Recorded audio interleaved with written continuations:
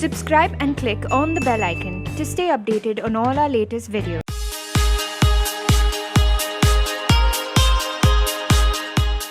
Hi guys, this is a really exciting video. I'm going to talk to you about makeup brushes, the different kind of makeup brushes, the different quality of makeup brushes that we have today in our market, what to use, how to use what, and let's just jump right into that. Okay guys, so a very commonly asked question about makeup brushes is, why are they so expensive? Now, if for example, if you go on for a premium brand of brush, one brush could cost anywhere between 4,000 to 6,000 bucks. That is quite expensive. That's quite an expensive amount to shell for a brush. On the contrary, if you go online and you probably browse for makeup brushes, you get an entire kit of 15 to 20 brushes for just 500 bucks. So you're always in a dilemma, why are these brushes so highly priced? And would it give the same result or the same effect if you use which kind of brush? Personally, what I do is I use a blend of all quality of brushes. So there are certain aspects of makeup that I use really good quality brushes, and there are certain aspects of makeup that I could go in for more, synthetic brushes that I purchase online, the cute ones with the mermaid tail and all of that. So I would definitely recommend you to do the same. See what works and see what doesn't. It doesn't mean that if a brush is highly priced, it's going to work as efficiently as a brush that is not so much. So let me quickly jump into what brush I use for what. First off, we'll start with the foundation. So this is a foundation brush that I use. This is from Real Techniques. Of course, it's a professional brush and it is a little expensive, but I like to use good brushes for my foundation because that's the base of the makeup, and you don't want to go wrong with that. So the first thing that I use is the foundation brush. Okay, this is from Real Techniques. It's a brilliant brush. What I do is I take the foundation, I dot it all over my face and use this brush to kind of spread it evenly and kind of blend it out. Next, what I do is I use stippling brushes. I have it in two sizes. One, a small one for the areas that need a little more concentration, like for example under my eye, closer to my mouth, near my nose, and on the temple region I use this. On the larger areas like the cheek and the jaw, I use this to blend. So what I basically do is I go in circular motions all over and ensure the foundation is really even and spread out and completely uniform. So that's about the foundation. That's what I use for the foundation. The next thing is the contouring. So what we do for contouring is to use an angular brush. Again, this is bought online and you can see that it doesn't have a handle. That's the flip side of ordering stuff online, but the brush as such, it's a really good one.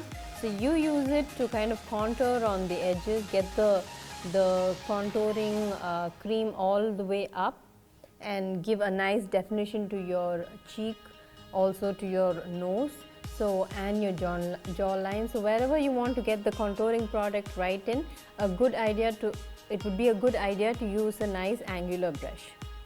Okay. And of course, once you're done with the base and the contouring, what you're going to do is to powder. For powdering, you have a puff which comes along with your compact powder kit. The next thing is the blush. Normally, I go for a cream blush. In case I am using a powder brush, I use a nice blush brush to kind of pat on the powder and evenly spread it out.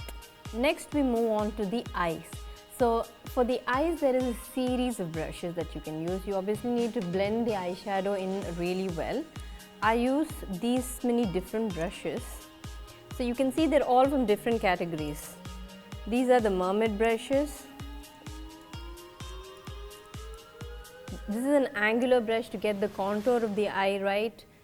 All of these are to blend. These are for smaller pockets in your eye, the smaller portions where you want to get the eyeshadow really in and blend it in. The whole idea of using a nice fine eyeshadow brush is to ensure that your pigment really gets blended into your eye and it does not just stand out. So these are my eyeshadow brushes that I use. The next brush is the fan brush. What do we use the fan brush for? You use it for two purposes. One, to kind of remove out all the excess particle and all the makeup that's kind of fallen down onto your face, and the powder, the translucent powder, if you've used it under your eye, you just want to brush all of that out. So that's why you use a fan brush. The second purpose of a fan brush is to use the highlighter. So you just dip it into your highlighter powder and go right at the top of your cheek. And I love this mermaid fins. They're so cute, and the color. So this is purchased online, and you probably can get it in any of these sites. So like I said, my brushes are a blend of the brushes purchased online and some really good professional brushes. So finally, I like to finish off with the lipstick brush. So you dab on a little product and just go onto your lips. Use the brush to kind of spread the product all over your lips and give that the nice pout and the good volume. And this is my lipstick brush that I use regularly. So to kind of sum it all up, for the important stuff like the foundation and for the eyeshadow blending, I use some of the premium quality brushes. For the rest of the stuff, the fan brush and things like that, the small things, the small nuances that you kind of try to work out, I use the brushes that I picked up online. So I definitely would suggest you could do the same. It all depends on what you're comfortable using. A lot of very renowned makeup artists that I know just do the entire makeup with hand, and some of them go with a sponge option. As far as makeup is concerned, it's an art, and there's no right or wrong, and there's no this is the exact method to do it.